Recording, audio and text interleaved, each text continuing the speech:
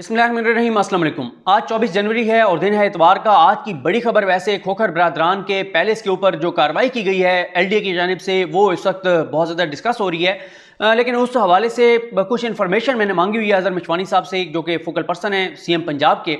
उसकी रीज़न ये है कि ये केस पहले सुप्रीम कोर्ट में भी एक बार आया था जब साकिब निसार साहब का दौर था। मैं उस कमरा अदालत में था जब लाहौर में खोखर बरादरान में से एक को कमरा अदालत के बाहर से गिरफ्तार कर लिया गया था।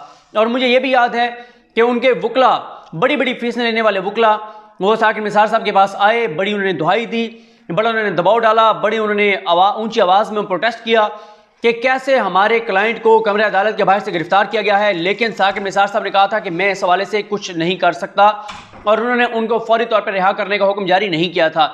फिर आगे जाकर उन्होंने फिर जमानत कराई थी। अब मसला ये है, फिर एक एंटी करप्शन ने कार्रवाई की, अब एक एलडीए ने किया। ये ज़रा एक थोड़ा सा कॉम्प्लिकेटेड है मामला कि क्योंकि ये तो कोई 3-4 तरह की ज़मीन है।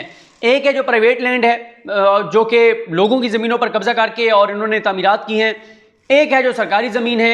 एक मामला लाहौर कोर्ट में है।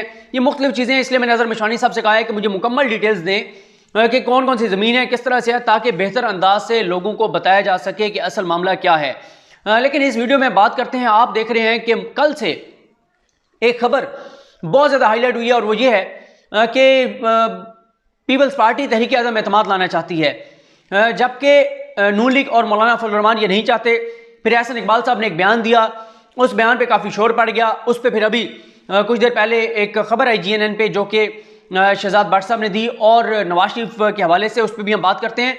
लेकिन मैं आपको ज़रा लेके जाना चाहता हूँ कि मैंने ये कब की बात है, जिस दिन इलेक्शन कमीशन के बाहर एहतजाज था PDM का, उससे एक रोज़ पहले, यानी आज से ठीक 5 रोज़ पहले मैंने एक वीडियो की जिसको टाइटल ये था, जिसके थंबनेल के ऊपर ये लिखा हुआ था कि मौलाना मरियम नवाज और मौलाना का बड़ा झूठ, इजलास में होने वाली लड़ाई से मुतजाद प्रेस कॉन्फ्रेंस, इजलास में क्या हुआ और बाहर क्या बताया गया। अब मैं आपको बताता हूँ, ये बात मैं उस वीडियो में बता चुका हूँ कि PDM के एक इजलास में पीपल्स पार्टी ने वाज़ेह तौर पर यह बता दिया है कि हम सिर्फ और सिर्फ तहरीक-ए-अदम एतमाद लाना चाहते हैं। अगर आप तहरीक-ए-अदम एतमाद लाते हैं तो हम आपके साथ हैं, अगर आप नहीं लाते तो फिर हम आपके साथ नहीं हैं। हम चढ़ाई के ज़रिए हुकूमत को घर नहीं भेजना चाहते, हम GHQ नहीं जाना चाहते, हम आग नहीं लगाना चाहते, हम मुल्क में तसादुम नहीं चाहते, हम ये दंगा फसाद नहीं चाहते। तो ये बातें पीपल्स पार्टी ने उस इजलास में कह दी थी। लेकिन फजल रहमान साहब और मरियम नवाज साहबा ने बाहर आकर झूठ बोला और कहा कि हम एक पेज पर हैं, हमारे दरमियान कोई अख्तलाफात नहीं है, कोई ऐसी बात नहीं है, कोई ऐसी चीज़ नहीं है, हम सब एक पेज पर हैं और जो है वो कंसेंसस के साथ हम आगे बढ़ रहे हैं। अगर ये कंसेंसस के साथ आगे बढ़ रहे हैं तो मैं अब आपको पहले एक्शन प्लान बता देता हूँ कि इन्होंने एक्शन प्लान का जो ऐलान किया था वो एक्शन प्लान क्या था, और फिर आप खुद देखेंगे आया उस एक्शन प्लान पर अमल हुआ या नहीं हुआ। और ये जो एक्शन प्लान है इसमें कितने रोज़ बाकी हैं? 8 रोज़ बाकी हैं, यानी जनवरी के अख्ताम तक इन्होंने ये एक्शन प्लान दिया था। और ये एक्शन प्लान मैं आपके सामने रखता हूँ। ये आप देखिएगा, जब PDM वजूद में आई, जब PDM बनी, तो उस वक्त क्या चीज़ें थी जो कही गई थी कि हम क्या क्या करेंगे, किस किस तरह करेंगे, रोड मैप क्या होगा, एक्शन प्लान क्या होगा। ये जनाब है कुल जमाती conference APC action plan, Islamabad मोरका 20 सितंबर 2020। ये उस दिन की बात है जब APC हुई थी और फिर PDM के नाम से इत्तेहाद वजूद में आया था। और उस दिन हमने मेरिट के बाहर से खड़े होकर आपको काफ़ी चीज़ें बताई भी थी। पहला पॉइंट ये है APC, अच्छा इसमें ना 26 पॉइंट तो मुख्तलिफ थे। एक आलामिया था उनका, और उस आलामिया की बुनियाद पर फिर एक एक्शन प्लान था। वो एक्शन प्लान ये था, पहले नंबर पे APC सिलेक्टेड वज़ीर आज़म इमरान अहमद नियाज़ी के फौरी इस्तीफ़े का मुतालबा करती है। नंबर 2, मुत्तहिदा अपोजिशन मुल्क गिर एहतजाजी तहरीक के आगाज़ का ऐलान करती है। नंबर 3, वकला, ताजिर, किसान, मजदूर, तालिब इल्म, सिविल सोसाइटी, मीडिया और अवाम को इस तहरीक की सरगर्मियों में शामिल किया जाएगा। नंबर 4, अक्टूबर 2020 के पहले मरले में सिंध, बलोचिस्तान, खैबर पख्तूनख्वा और पंजाब में मुश्तरका जलसे मुनक्किद किए जाएंगे और रैलियाँ निकाली जाएंगी।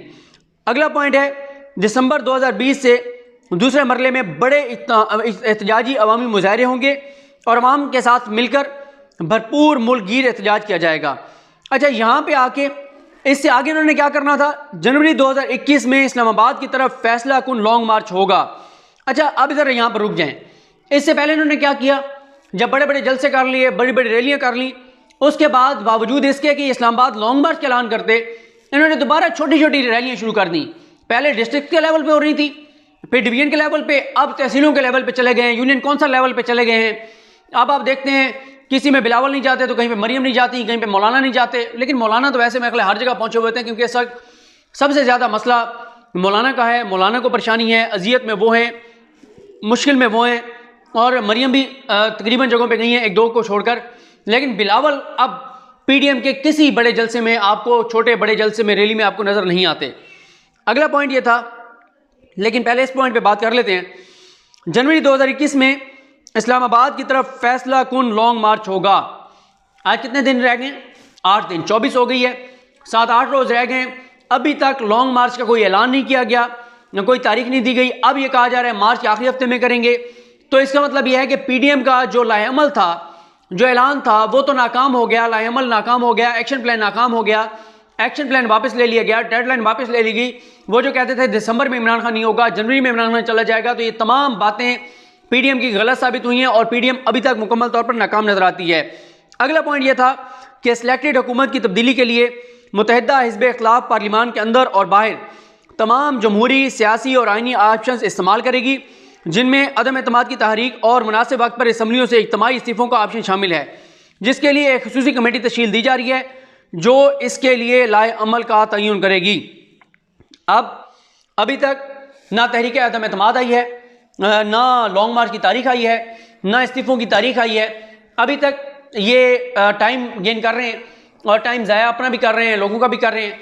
ना इस्तीफ़े दे रहे हैं, ना लॉन्ग मार्च कर रहे हैं, ना इख्तितामी जो भी इन्होंने मार्का था वो बर्पा कर रहे हैं। लेकिन इस दौरान हुआ ये कि एक तो पार्लियामेंट का, मैं आपको बता दूं कि पार्लियामेंट का जो इजलास है वो शुरू हो चुका है, कल फिर है। इस हवाले से हुकूमत भी मुकम्मल तैयार है, अपोजिशन भी तैयार है। अपोजिशन ने एहतजाज करना है, हुकूमत उनको आड़े हाथों लेना है। इमरान खान साहब की हिदायत ये हैं कि ब्रॉडशीट के मामले पर इनको एक्सपोज करें, और साथ ही जो इलेक्शन कमीशन में फंडिंग केस है उसके ऊपर इनको एक्सपोज करें।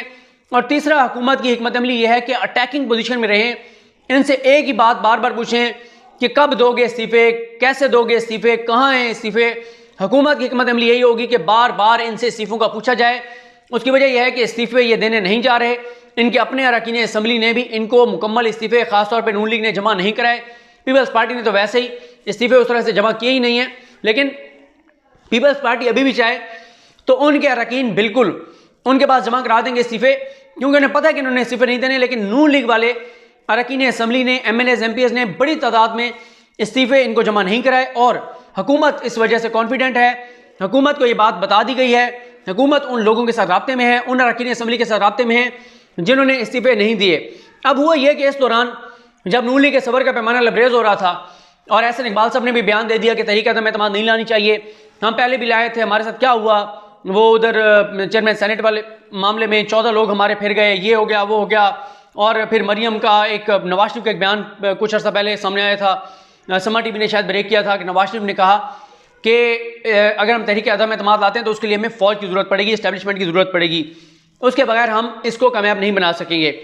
अब जब एहसन इकबाल साहब ने बयान दिया बिलावल के खिलाफ और सरेआम दिया, खुलेआम दिया, तो उसके बाद शहजाद भट्ट साहब जो रिपोर्टर हैं जीएनएन के, उन्होंने ये खबर ब्रेक की है। मैं देख रहा था नीलम असलम और अकबर बाजवा साहब जीएनएन पे उन्होंने ये खबर वो ब्रेक की, और फिर पेपर भी लिया उनका शहजाद भट्ट साहब का, जिसमें शहजाद भट्ट साहब ने ये खबर दी है कि नवाज शरीफ ने लंदन से ये हुक्म जारी किया है कि पब्लिक प्लेसेस पर, प्रेस कॉन्फ्रेंसेस में, अवामी इज्तिमात में, जलसों में, जुलूसों में, प्रेस कॉन्फ्रेंसेस में मीडिया से बात करते हुए खबरदार जो पीपल्स पार्टी के खिलाफ कोई बात की, खामोशी इख्तियार करें, पीपल्स पार्टी के खिलाफ कोई बात मत करें, बिलावल के खिलाफ कोई बात मत करें। तो अब नवाज शरीफ साहब का लंदन से जो पैगाम आया है वो ये आया है कि लेटना ज़रूर है, क्योंकि वो पहले तैयारी कर रहे थे ना लेटने की, कहते थे हम टैंकों के आगे लेटेंगे। तो नवाज शरीफ साहब का पैगाम ये है कि लेटना ज़रूर है, लेकिन टैंकों के आगे नहीं लेटना, बिलावल के आगे लेट जाएँ, पीपल्स पार्टी के आगे लेट जाएँ, पुरानी तनख्वाह पर काम करें, इसी तरह से खामोश रहें, बेइज्जत होते रहें, जो भी होता रहे, लेकिन पीपल्स पार्टी के खिलाफ बयानात ना दें। उसकी रीज़न ये है, अगर पीपल्स पार्टी अलग होती है पीडीएम से, तो पीडीएम उसी वक्त उसकी वफात का, उसके इंतकाल का, उसकी मौत का, सियासी मौत की बात हो रही है, ऐलान कर दिया जाएगा। और उसके बाद आप देखेंगे बहुत कुछ होने जा रहा है। और नेक्स्ट वीडियो में जब हम बात करेंगे ये खोखर बरादरान, तो ये खोखर बरादरान का मामला आगाज़ है, इख्तिताम नहीं है। और ये इस हवाले से मैं आपको बताऊंगा खोखर बरादरान वाले हवाले से। तो जैसे ही पीडीएम की ये जो एक भरम बना हुआ है, जो पहले ऑलरेडी वैसे टूट गया, लेकिन बाकायदा तौर पे जब ऐलान होगा पीडीएम के मुंतशिर होने का, टूट फूट खत्म होने का, फिर आप देखेंगे उन लोगों के साथ क्या होगा जो इस सारे प्लान में पाकिस्तान के दुश्मनों के कहने पर पाकिस्तान की फ़ौज के ऊपर हमले कर रहे थे, और जो कि आप ऐसा समझें कि पाकिस्तान को कमज़ोर करने के लिए, पाकिस्तान में इंतशार फैलाने के लिए, जो कि कुछ करप्ट ख़ानदानों के पेरोल पर और कुछ बाहर से पैसे लेकर जो कुछ कर रहे थे, इनमें से किसी को स्पेयर नहीं किया जाएगा। जैसे इमरान खान साहब ने कहा था कि सबका ट्रीटमेंट होगा, तो ट्रीटमेंट सबका होगा, लेकिन पीडीएम का एक बार इनका मुकम्मल तौर पर खात्मे का ऐलान होने दें। इसलिए नवाज शरीफ ये चाहते हैं कि पीडीएम का एक जैसी भी है, एक तासुर ये रहे कि वो एक पेज पर हैं, वो मुतहद हैं, पीडीएम चल रही है। क्योंकि जिस दिन पीडीएम खत्म होगी उस दिन से नून लीग के लिए सबसे ज़्यादा, और नून लीग के बाद, बल्कि नून लीग से भी ज़्यादा फजलुर रहमान साहब, और फजलुर रहमान के बाद नून लीग, इन दोनों के लिए बहुत मुश्किल और कड़ा वक्त शुरू होने वाला है। और उसमें इसी तरह से होगा, जो इनके फाइनेंसर हैं, जो इनके डोनर्स हैं, जो इनके सपोर्टर्स हैं, जो इनके सहूलतकार हैं, उनके खिलाफ कार्रवाइयाँ होंगी और उसकी तकलीफ़ इनको भी पहुँचेगी। क्योंकि इनकी जान, जिनकी जान जिस तोते में है, अगर आप उस तोते की गर्दन मोड़ोगे तो जिनको भी तकलीफ तो होगी। तो नेक्स्ट वीडियोस में दीगर इश्यूज़ पर बात करेंगे। मुझे अपनी दुआ में याद रखें। लखनी मोहम्मद सबका हामी नासरो। अल्लाह हाफ़िज़।